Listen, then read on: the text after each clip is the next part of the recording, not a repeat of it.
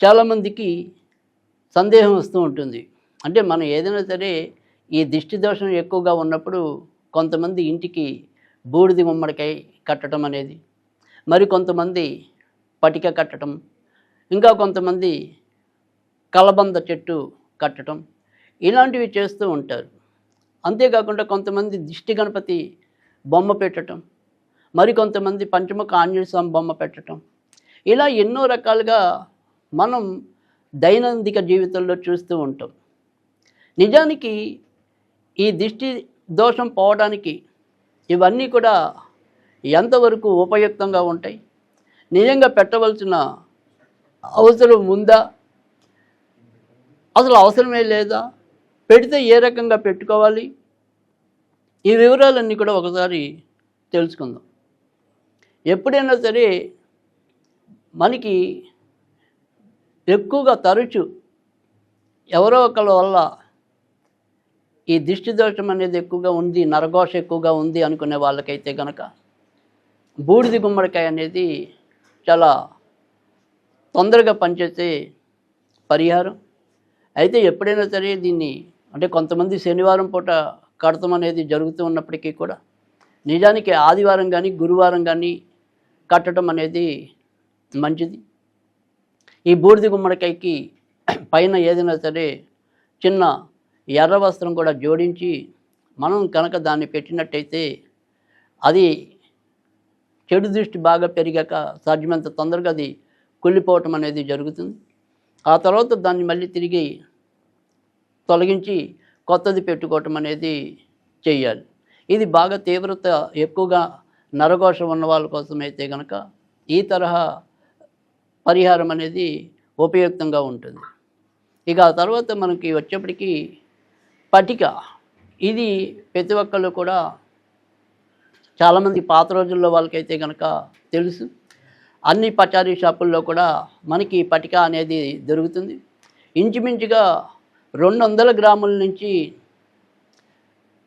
500 గ్రాముల వరకు కూడా మనం ఈ పటిక తీసుకుని, అంటే మనది ఏదైనప్పటికీ కూడా చిన్న ఇల్లు అయితే కనుక ఒక 200 గ్రాములు, కొద్దిగా పెద్ద ఇల్లు డబుల్ బెడ్రూమ్ లేదా త్రిబుల్ బెడ్రూమ్ అంటే కనీసం 500 గ్రాములు లేదా అంతకంటే కొద్దిగా ఎక్కువ ఉన్నా కూడా పర్వాలేదు. అలాంటి పటికని మనం ఏదైనా సరే ఎర్రటి గుడ్డలో పెట్టి దాన్ని మన ఇంటి పైన అంటే సింహద్వారానికి పైగా దాన్ని మనం కట్టవలసి ఉంటుంది. అయితే పటిక అనేది మనం ఒకసారి కట్టేస్తే ఇంచుమించుగా అది ఏడాది వరకు కూడా ఎటువంటి ఇబ్బంది లేకుండా ఆ దృష్టి దోషాన్ని నివారించడం అనేది చేయగలుగుతుంది.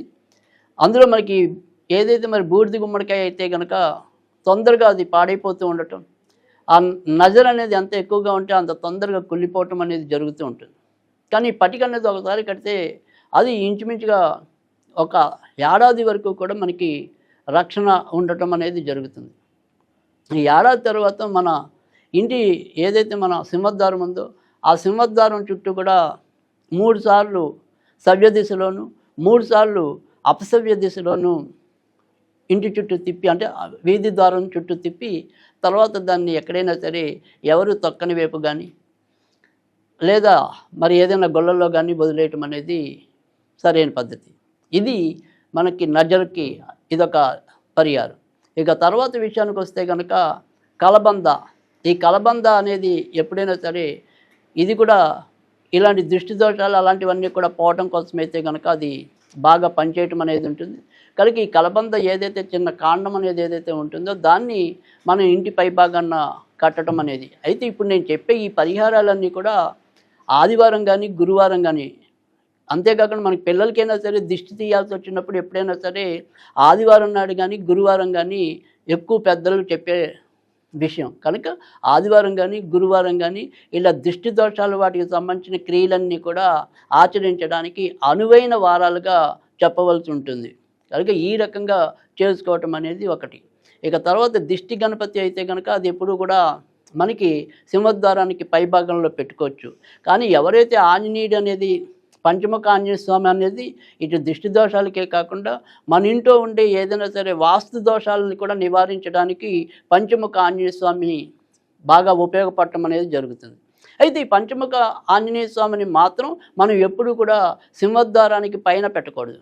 సింహద్వారానికి ఎడం వైపు కానీ కుడివైపు కానీ పెట్టుకోవాలి. ఆంజనేయుడి పాదాల కింద నుంచి మనం నడవకూడదు అని చెప్పి శాస్త్రం చెప్తుంది. కనుక ఎప్పుడైనా సరే ఆంజనేయుడి బొమ్మ పెట్టాలనుకునే వాళ్ళు మాత్రం ఈ రకంగా పాటిస్తే నియమం అనేది, అంటే ఎడం వైపు కానీ కుడివైపు కానీ పెట్టినట్టయితే కనుక మరింత మంచి జరగడానికి, ఏదైనా సరే దోషం పోవడానికి కూడా ఉపయుక్తంగా ఉంటుంది. ఈ రకంగా ప్రతి ఒక్కళ్ళు కూడా మరి ఈ దోష పరిహారాలని పాటించి చక్కటి నివారణ, అంటే ఇవాళ చాలామంది బాధపడేది ఇదే. ప్రతి ఒక్కళ్ళు కూడా ఎంతో కొంత నరఘోష అని చెప్పి బాధపడుతూ ఉంటారు. ఆ ఘోషలన్నీ కూడా తొలగాలి అంటే కనుక ఈ రకంగా చేసుకుంటే సరిపోతుంది.